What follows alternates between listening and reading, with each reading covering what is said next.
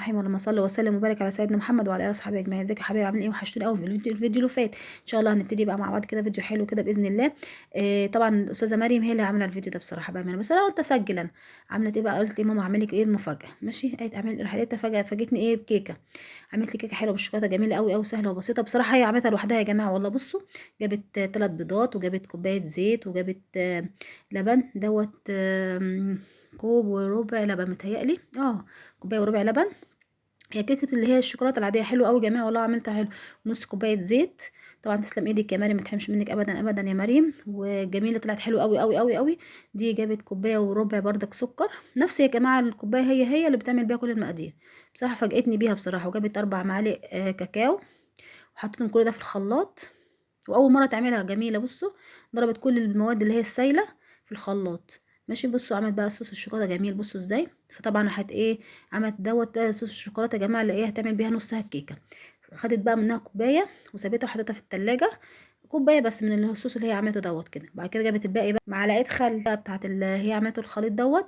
حطت عليه 3 بيضات، ورجعته تاني في الخلاط وضربته ضربه حلوه جامد. اضربي بقى، اضربي اضربي. بصوا قعدت تضرب ازاي في الخلاط.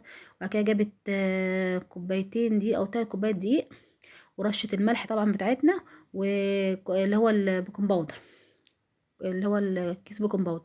وضربت الخليط، نص الخليط اللي هو اتبقى دوت ضربته ايه مع الدقيق وكده، الحاجات اللي هي الايه، البيكنج باودر الايه، رشه الملح. ماشي، دوسي بقى لايك بقى عشان خاطر مريم بقى، يلا ما تحرمش منكم ابدا ابدا. وجابت صينيه دهنتها سمنه. ماشي، وحطت عليها دي رشه دقيق كده، بدرتها بالدقيق. حطت بقى الخليط. بصوا بصوا جميل، بصوا جميل والله العظيم. كان طعمه حلو قوي قوي قوي، عامل زي كأنه فعلا شوكولاته يعني الكاكاو. بصوا، بعدين حطيتها في الفرن متوسط الحراره، كان حراره وكده.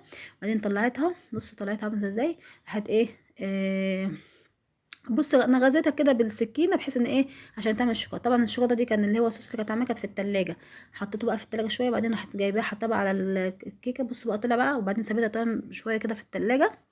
ماشي، بعدين بصوا بقى بتقطعها ازاي. فعلا فعلا طعمها جميل جدا والله يا جماعه. تسلموا ايدك يا مريم، ما تحرمش منك ابدا ابدا. وما تنسوش بقى اللايك والاشتراك وتفعيل الجرس عشان يوصلك كل جديد من ام اياد. بصوا بقى جميله، بصوا طالعه ازاي، منفوشه ازاي وقويه ازاي وحلوه طريه. بصوا ازاي، بصوا يا لهوي. بصوا جميله. الواد محمد قعد ياكل منها لغايه ما خلصها.